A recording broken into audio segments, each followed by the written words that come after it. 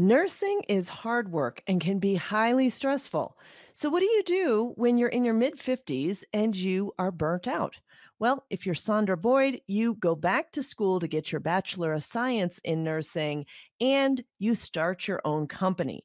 Tune in to today's episode as we hear more about Saundra Boyd's journey. Hello, dreamers. Welcome to the Late Starters Club, giving you the inspiration, mindset, and tools you need to start something midlife and beyond. Remember, it's never too late to follow your dreams.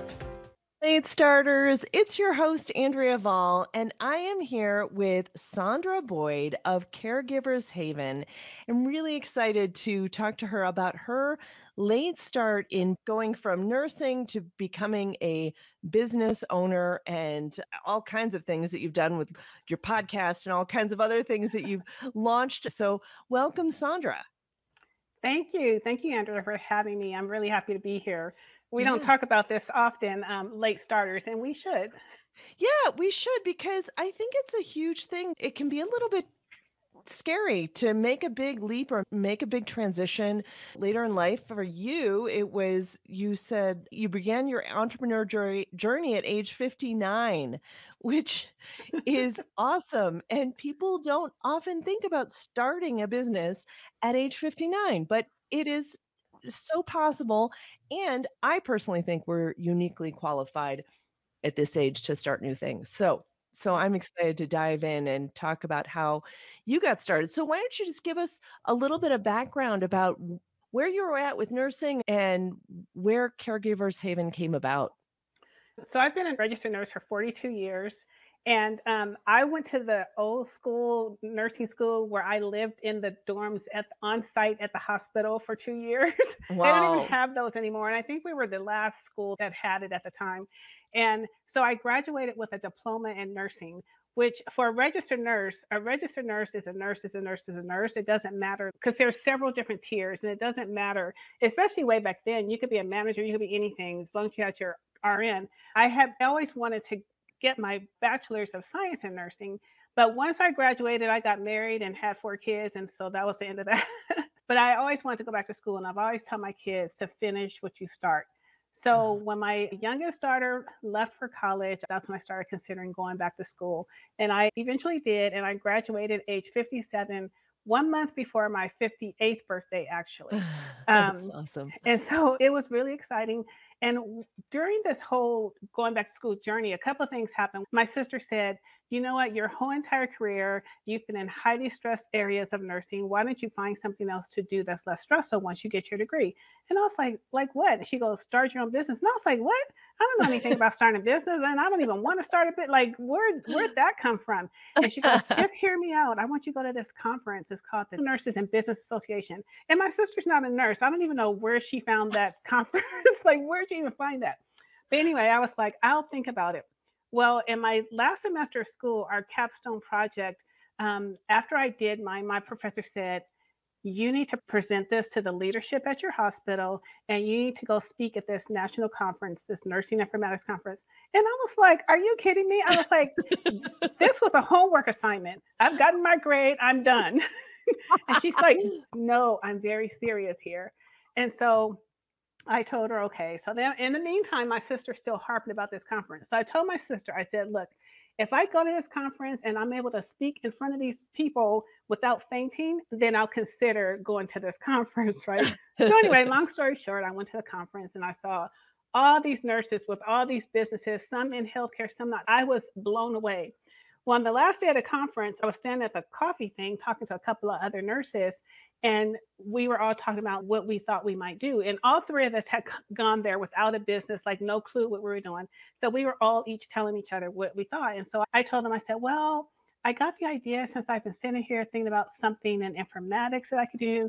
And I said, but I go to a support group for families who are taking care of a loved one with mental illness. And I said, these families are struggling because I'm a nurse. I know how to maneuver through the health system. I know who to call. And I go, and they don't. They're just lost and Yeah. frustrated and really struggling. And I said, I just want to find a way to help them.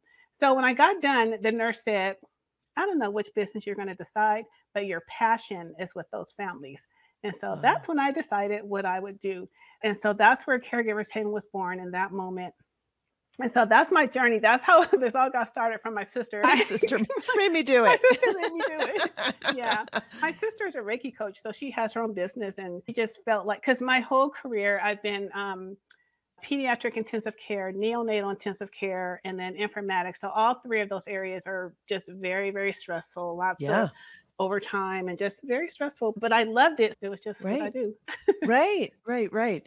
Right, and I think the cool thing is that once you start to get around the people who are doing some of these things, like at that conference, or your sister knew how starting a business was, it doesn't seem quite as scary as it is when you see other people doing it. It's inspiring and It was awesome. very inspiring. Yes. Yeah, yeah.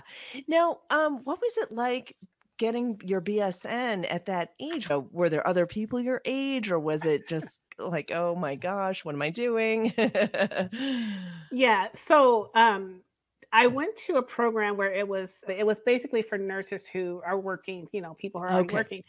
However, um, there were classes that we had with some of the regular nursing students.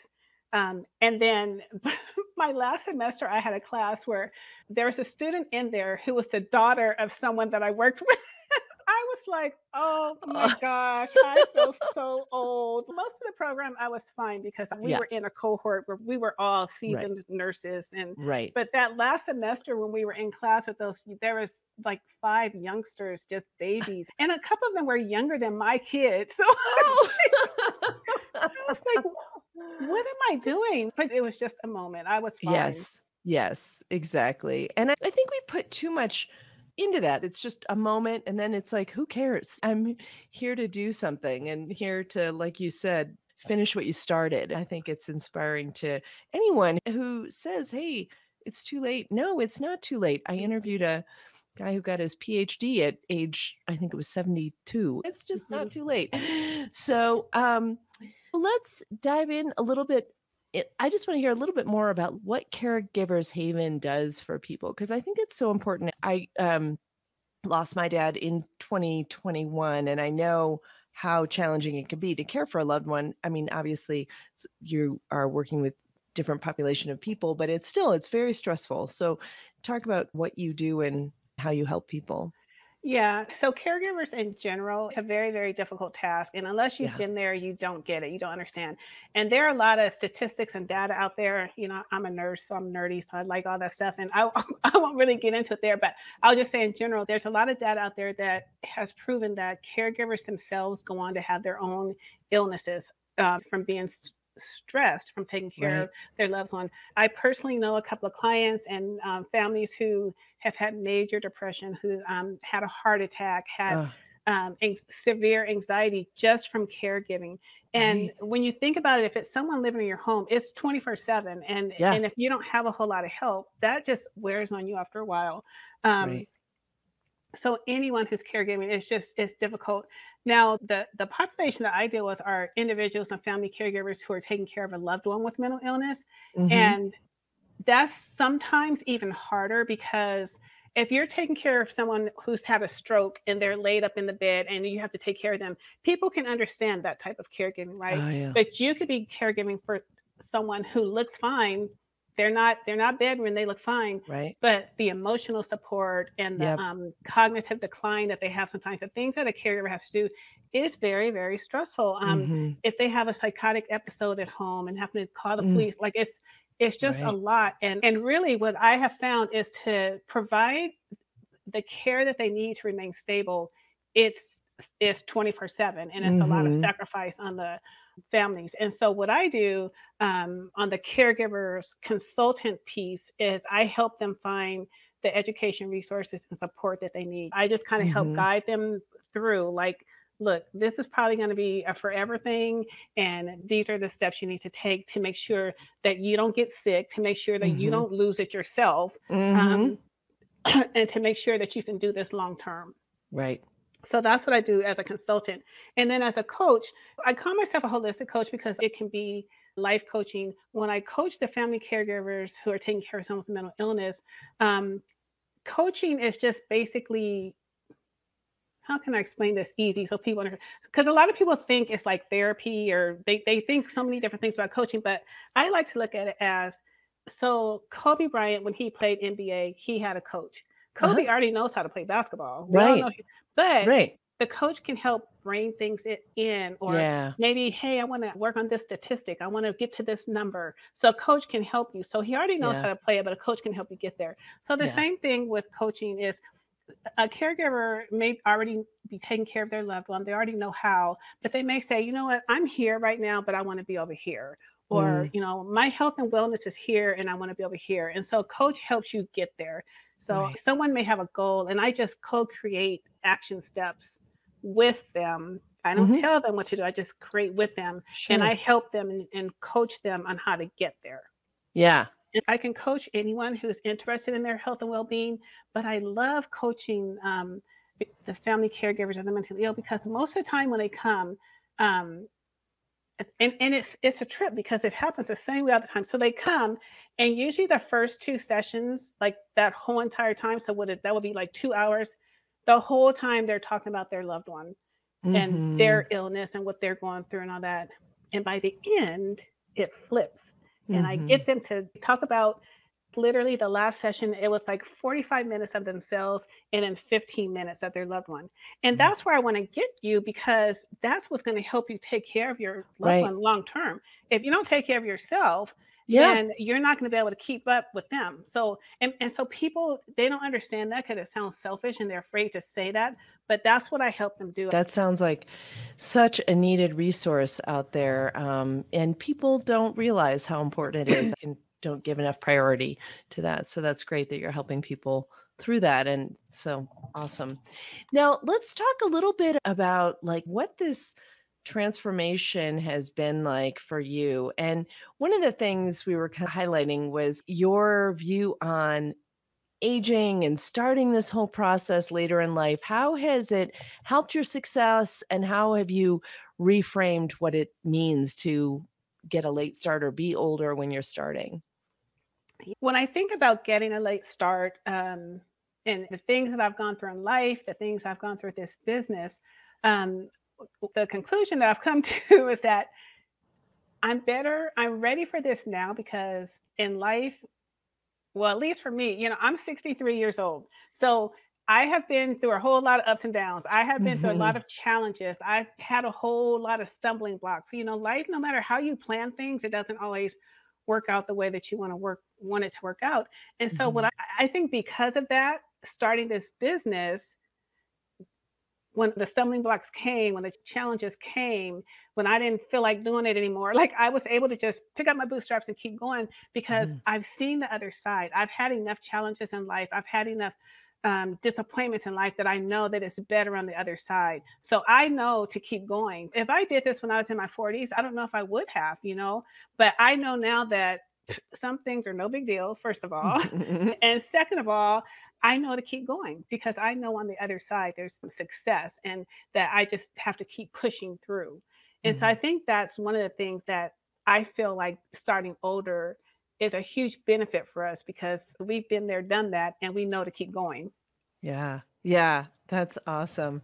Yeah, it's true. I see even my kids sometimes, like, they'll hit a little bump and I'm like, "What's the big deal? Just what?" And they're like, "Well," I'm like, and I forget what that was like in your 20s and, 30s and stuff like that. Things felt like a bigger deal, and now it's just like, "Yeah, whatever. We'll just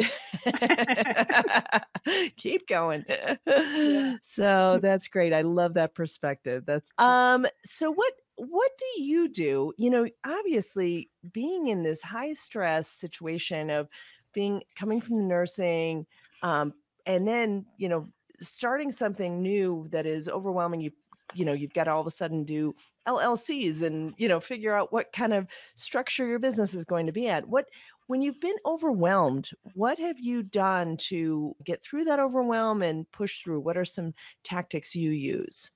So I want to step back for a second when you said being a nurse. So I'm a certified nurse coach. And so in that group of nurse coaches, we all have issues because, especially those of us who are IC nurses. talk about type A personality and needing to cross all my T's and dot all my Mhm. I's. That's me. Now, as a business owner, you cannot be that. You can't be that way. So, for example, I started my podcast and it took me several months because I needed to know everything. I needed to know exactly how to do it. I need to know all the ins. I needed to know everything. And you can't know everything to start a Yep. podcast. And even if you do, the way that social media and everything, even if you do, tomorrow it might be different. Right. You know what I mean? Right. And Right. so as a business owner, that was very hindering for me. And for most nurse coaches, that's a huge problem. We are waiting for everything to be perfect because of Training. how we were Yeah. trained and Yeah. how our mind works. Right. But anyway, back to your question. So what has helped me is I literally I call them my crew. So when you start a business, especially when you're older, there are going to be days like, so I retired from the hospital, and there's going to be days like, what am I doing? I'm retired. I could be sitting here playing with my grandkids. I could be I could be at the beach today. Yeah. Why what made me decide to do this business? And Right. so on the days when I feel like or sometimes I just get overwhelmed and burnt out. And on the days I feel like that, I call up someone in my crew. And so it's kind of like when you were younger and your mom said, birds of a feather flock together. Or nowadays you hear people say, hang around the people who are successful or hang around the people who emulate what you want to be. That is like critical, I feel, when you're a business owner, because you're going to have days when you want to quit. You're going to have days where you're just like, why did I even start this? Or you're going to have days where there's real challenges. And so you're going to need people who you can call who can give you suggestions on how to get past whatever it is you're working on, inspiration, motivation, Mhm. and so I call up someone in my crew. And so my crew can't be just anybody, right? Because of what I just said. They are people who I know are going to motivate me or inspire me or help me get done what I need to get done. Mhm. Um, example, a couple of weeks ago, I think it was in December, I was just like, oh my gosh, I couldn't get past this one thing I was working on and I was ready to throw in the towel. And I don't mean really ready to throw in the towel because, Right. it's just, Yep. you get that feeling like, oh my gosh. But Yep. um, so I called my sister. Oh my gosh, she lit into me first of all, which sometimes you need that. Yeah. And then and then after a conversation, she sent me this long text message and then another long text message. And basically she was saying things like, go do your devotion again, go read your Bible again, go do some affirmations, go do a mindfulness practice, go get on your yoga mat. Mhm. I know to do all those things, but sometimes the day is in such a way that you need to hear it from someone else. You need someone to Right. kick you in the butt and tell you to quit pouting and go do what you need to do. Right. And Right. so yeah, I have people who will pray for me. I have people who will motivate and inspire me. I have Yeah. people who can help me like with something in my business. And so that's what I do to keep going. Yeah, that is so critical for sure. I am right there with you. I've been in business for years now, and there's still times where I'm like, that's it. I'm checking LinkedIn. I'm going to just go get a job right now. I could just get a job if I want. Yes. Oh, so it is hard. This entrepreneurial journey is not for the faint of heart, but I feel like it's just so worth it. It's so exciting to build something that you know is all something that you've dreamed up and can be exactly the way you want it and help people in the way you want to serve them. Now, you did say in our little pre-call chat that you had a funny travel story. I love travel, so I am a sucker for travel stories. So I'd love to hear your travel story. Yeah, for people who have followed me on Instagram, they probably know this story already. But in July of, let's see, this 2021, I went to Maui with my family. And one day I decided to try to take a picture of the turtles in the ocean. And I took my cell phone into the ocean. And I just kept saying, hold on real tight, and you won't drop it. Well, I turned around to get better lighting. And, I love the ocean, but I also respect the ocean. You have to Uh-huh. respect the ocean. And as I turned around, a big giant wave came and just knocked me down, just slammed me down. And it slammed me down. I fell 3 times, like trying to get up and get to Oh, shore. And oh. that third time when my butt hit down, I looked back and I saw my cell phone floating in the waves. And so it was gone. And I literally just sat there like, I cannot believe this, because I'm like, how can I get in touch with my family? Because we would be all over the resort, like, and that's how we communicated with our phones. Uh-huh. Plus, it's my phone on my picture. I was just devastated. But I sat there and I said, I'm not gonna let this ruin my vacation. I'm still gonna have fun. So I packed all my stuff up and went up to the pool. And so later that night, we were all going to dinner, and I was like, I'm getting my cell phone back. And my daughter's like, Mom, your phone's gone. Give it up. Like, it's gone. What are you talking about? And I was like, I don't know. Something's just telling me I'm going to get my phone back. And so I said, I'm going to stop at the front desk and tell the guy if someone turns their phone. She's like, Mom, really? Do not do that. Like, I could tell she was going to be so embarrassed. She goes, do not do that. Your phone is gone. And I was like, no, I'm really going to go tell him. So I go to the front desk and I tell the guys, like, hey, I lost my phone in the ocean today. And I just want to let you know, if someone finds it, that it's mine and I'm in room, da, da, da. And so he looks at me and he goes, why don't we try to give it a call right now? Ah, ha, ha. And he's laughing at me. Like, he thinks it's so funny. And I'm just standing there like this. He goes, oh, you're serious, aren't you? And I'm like, yes. And so he said, well, if it's that serious, he goes, we have divers that can go out and look for it. And I was like, no, I'm just letting you know, if someone turns it in, to let me know. So I lost it that morning, and this was in the evening. And so the very next day, my daughter and she had a 7 o'clock yoga on the beach, and she has a little, he was one at the time. So I got to the beach with her early in the morning and watch the baby while she's in her yoga class. And so she does her class, and then when she's done, she watches the baby so I can go take a swim in the ocean. And then it was her turn, and I said, well, I'm going to take him up to get something to eat while you go swim. And so then I thought about it, and I'm like, I probably shouldn't leave her out there swimming by herself, So I think we passed each other because we went back to look for her and I couldn't find her. So I go back up. I'm turning this way to put the baby in his little car seat at the table. And I turn around and she's sitting next to me. And I was like, oh my God, where'd you come from? And she said, Mom, I have something to tell you.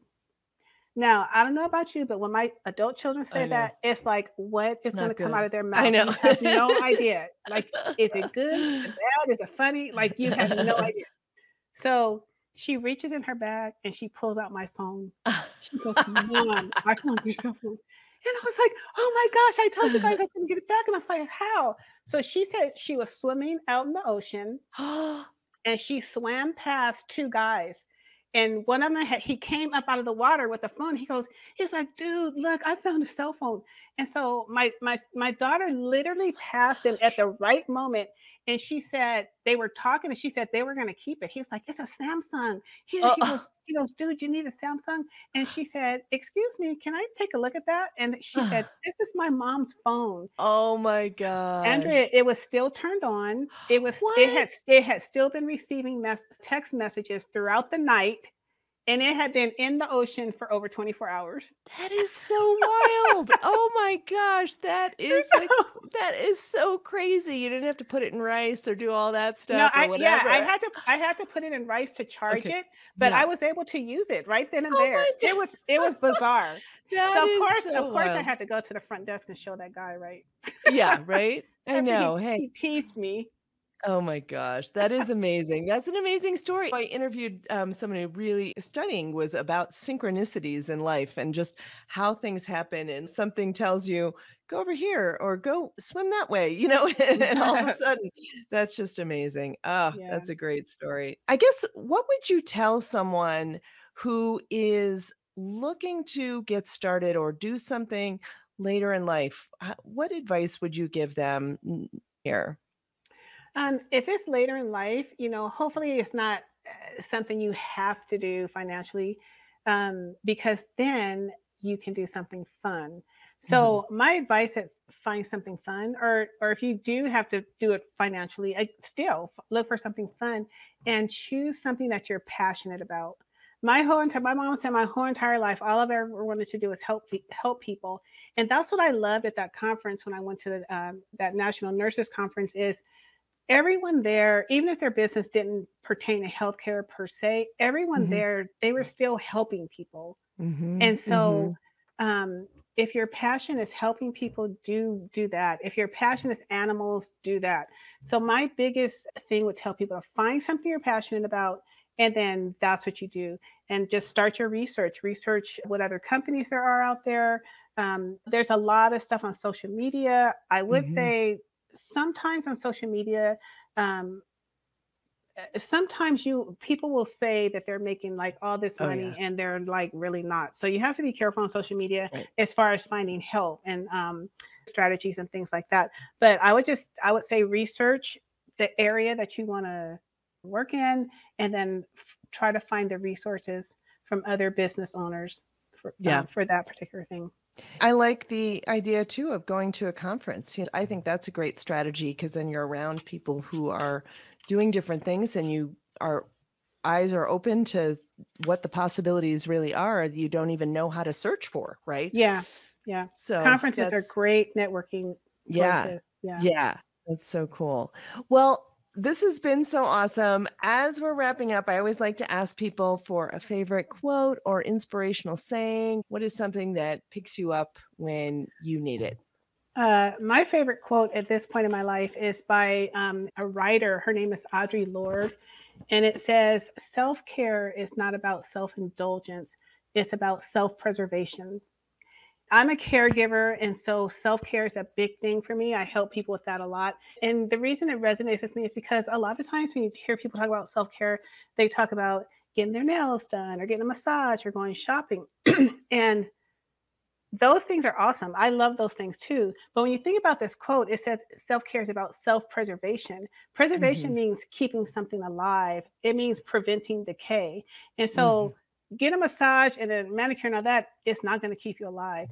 And so, what I talk to my clients about, I call the basics of self care: nutrition, exercise, sleep, a mindfulness practice, and spirituality. To me, that's your foundation. Once you Right. have your foundation, yes, do all those things on top of it, but again, those things aren't going to keep you alive and keep you able to take care Yeah. of your family member, whereas the basics will. Yeah, and it's amazing how often people are neglecting some of those really critical things like exercise, getting outside, eating healthy. I think that our body need good fuel, they need to move around and you need to take some of that stress out. So I love that quote. That is awesome. So, want to just make sure everyone knows how to find you. You're at caregivershaven.com. And what's the name of your podcast? It's It's Caregivers also Haven. Caregivers Haven. Yeah, great. Awesome. Yeah, So, so I would love people to subscribe to my podcast. yes. And yeah, I'm also on Instagram. Same thing, Caregivers Haven, and it's caregivers plural caregivers. Like apparently there's another Caregiver Haven. I'm Caregiver Oh, Haven. I'm Caregivers Haven. okay. So just Yeah. just to Yeah, get well, that going. we'll link to everything in the show notes for sure so that people Okay. can get to the right podcast and get to your Facebook page and your website and all that stuff. But thank you, Sandra, so much for joining us here and being that shining light for all people who are giving care to their loved ones and struggling. And that's just an amazing mission that you have. And I'm excited that you are passionate about it and helping people, continuing to help people and starting this fun journey at this time of life and inspiring others. So awesome. Thank you. Thank you so much. Yeah. Thanks, everyone. Talk to you later. Bye. Hope that was helpful, and make sure you grab the free guide, Top Tools for Late Starters, on the website at latestartersclub.com. And let's turn dreaming into doing.